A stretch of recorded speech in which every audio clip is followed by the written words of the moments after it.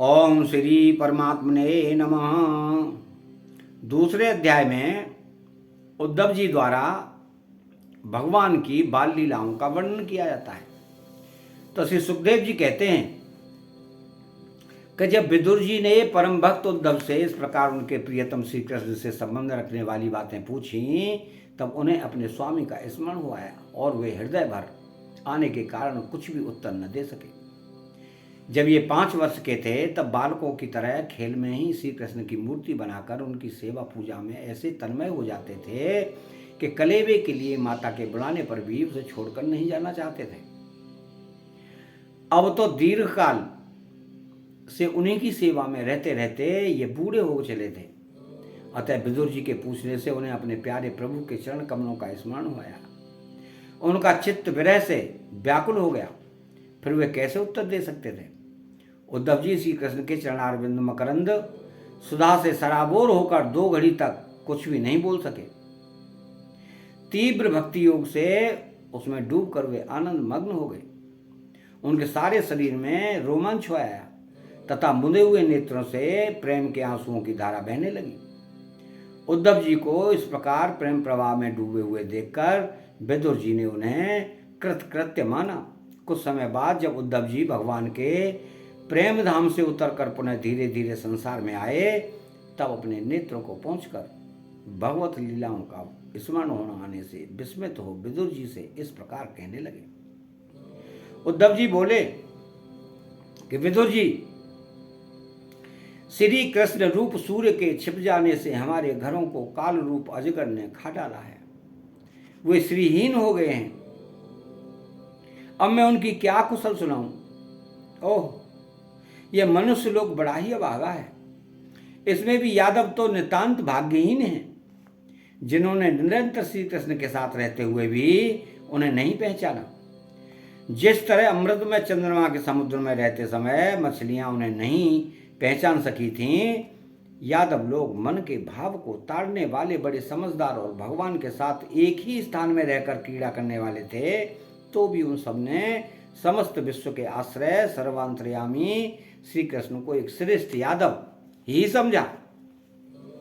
किंतु भगवान की माया से मोहित इन यादवों और उनके व्यर्थ का बैर ठानने वाले शिशुपाल आदि के अवहेलना और निंदा सूचक वाक्यों से भगवत प्राण महान भावों की बुद्धि भ्रम में नहीं पड़ती थी। जिन्होंने कभी तप नहीं किया, उन लोगों को भी इतने दिनों तक दर्शन देकर अब उनकी दर्शन लालसा को तृप्त किए बिना ही हुए भगवान श्री कृष्ण अपने त्रिभुवन मोहन विग्रह को छिपाकर अंतर ध्यान हो गए हैं, और इस प्रकार उन्होंने मानो उनके नेत्र को ही छीन लिया है। भगवान ने अपनी योग माया का प्रभाव दिखाने के लिए मानव लीलाओं के योग जो दिव्य श्री विग्रह प्रकट किया था, वह इतना सुंदर था कि उसे देखकर सारा जगत तो मोहित हो ही जाता था। वे स्वयं भी विस्मित हो जाते थे। सौभाग्य और सुंदरता की पराकाष्ठा थी उस रूप में। उससे आभूषण अंगों के गहने भी विभूषित हो जाते थे। धर्मराज युधिष्ठिर के राष्ट्रीय यज्ञ में जब भगवान के उस नयनाभिराम रूप पर लोगों की दृष्टि पड़ी थी, तब त्रिलोकी ने यही माना था कि मानव सृष्टि की रचना में विधाता की जितनी चतुराई है, सब इसी रूप में पूरी हो गई है। उनके प्रेम पूर्वक हास्य विनोद और लीला में चितवन से सम्मानित होने पर ब्रजबालाओं की आंखें उन्हीं की ओर लग जाती थी, और उनका चित्त भी ऐसा तल्लीन हो जाता था कि वे घर के काम धंधों को अधूरा ही छोड़कर जड़ पुतलियों की तरह खड़ी रह जाती थी। चराचर जगत और प्रकृति के स्वामी भगवान ने जब अपने शांत रूप महात्माओं को अपने ही घोर रूप असुरों से सताए जाते देखा, तब वे करुणा भाव से द्रवित हो गए और अजन्मा होने पर भी अपने अंश बलराम जी के साथ काष्ठ में अग्नि के समान प्रकट हुए। अजन्मा होकर भी वसुदेव जी के यहाँ जन्म लेने की लीला करना, सबको अभय देने वाले होने पर भी मानो कंस के भय से ब्रज में जाकर छिप जाना, और अनंत पराक्रमी होने पर भी काल्यवन के सामने मथुरापुरी को छोड़कर भाग जाना। भगवान की ये लीलाएं याद आकर मुझे बेचैन कर डालती हैं। उन्होंने जो देवकी वसुदेव की चरण वंदना करके कहा था कि पिताजी माताजी, कंस का बड़ा भय रहने के कारण मुझसे आपकी कोई सेवा न बन सकी। आप मेरे इस अपराध पर ध्यान न देकर मुझ पर प्रसन्न हो। श्री कृष्ण की ये बातें जब याद आती हैं तब आज भी मेरा चित्त अत्यंत व्यथित हो जाता है। जिन्होंने काल रूप अपने भ्रकुटी विलास से ही पृथ्वी का सारा भार उतार दिया था, उस श्री कृष्ण के पाद पद्म पराग का सेवन करने का ऐसा कौन स्वरूप पुरुष है जो उसे भूल सके। आप लोगों ने राजसूय यज्ञ में प्रत्यक्ष ही देखा था कि श्री कृष्ण से द्वेष करने वाले शिशुपाल को वह सिद्धि मिल गई, जिसकी बड़े बड़े योगी भली भांति योग साधना करके इस प्रकार करते रहते हैं। उनका विरह भला कौन सह सकता है। शिशुपाल के ही समान महाभारत युद्ध में जिन दूसरे योद्धाओं ने अपनी आंखों से भगवान श्री कृष्ण के नयनाभिराम मुखकमल का मकरंद पान करते हुए अर्जुन के बाणों से बिंध कर प्राण त्याग किया, वे पवित्र होकर सबके सब भगवान के परम धाम को प्राप्त हो गए। स्वयं भगवान श्री कृष्ण तीनों लोकों के अधीश्वर हैं, उनके समान भी कोई नहीं है, उनसे बढ़कर तो कौन होगा। वे अपने स्वतः सिद्ध ऐश्वर्य से ही सर्वदा पूर्ण काम है। इंद्र आदि असंख्य लोकपालगण नाना प्रकार की भेंटें ला लाकर अपने अपने मुकुटों के अग्रभाग से उनके चरण रखने की चौकी को प्रणाम किया करते हैं। विदुर जी, वे ही भगवान श्री कृष्ण राज सिंहासन पर बैठे हुए उग्रसेन के सामने खड़े होकर निवेदन करते थे कि देव, हमारी प्रार्थना सुनिए। उनके इस सेवा भाव की याद आते ही हम जैसे सेवकों का चित्त अत्यंत व्यथित हो जाता है। पापनी पूतना ने अपने स्तनों में हलाहल विष लगाकर श्री कृष्ण को मार डालने की नीयत से उन्हें दूध पिलाया था। उसको भी भगवान ने वह परम गति दी जो दाय को मिलनी चाहिए।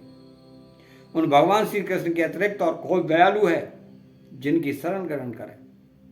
मैं असुरों को भी भगवान का भक्त समझता हूं, क्योंकि वैर भाव जनित क्रोध के कारण उनका चित्त सदा श्री कृष्ण में लगा रहता था और उन्हें रणभूमि में सुदर्शन चक्र धारी भगवान को कंधे पर चढ़ाकर झपटते हुए गरुड़ जी के दर्शन हुआ करते थे। ब्रह्मा जी की प्रार्थना से पृथ्वी का भार उतारकर उसे सुखी करने के लिए कंस के कारागार में वसुदेव देवकी के यहाँ भगवान ने अवतार लिया था। उस समय कंस के डर से पिता वसुदेव जी ने उन्हें नंद बाबा के ब्रज में पहुंचा दिया था। वहां वे बलराम जी के साथ 11 वर्ष तक इस प्रकार छिप कर रहे कि उनका प्रभाव ब्रज के बाहर किसी पर प्रकट नहीं हुआ। यमुना के उपवन में जिसके हरे भरे वृक्षों पर कलरव करते हुए पक्षियों के झुंड रहते हैं, भगवान श्री कृष्ण ने बछड़ों को चराते हुए ग्वाल वालों की मंडली के साथ विहार किया था। वे ब्रजवासियों की दृष्टि आकृष्ट करने के लिए अनेकों बाल लीला दिखाते रहते थे। कभी रोने से लगते, कभी हंसते और कभी सिंह शावक के समान मुग्ध दृष्टि से देखते। फिर कुछ बड़े होने पर वे सफेद बैल और रंग बिरंगी शोभा की मूर्ति गौओं को चराते हुए अपने साथी गोपों को बांसुरी बजा बजा कर रिझाने लगे।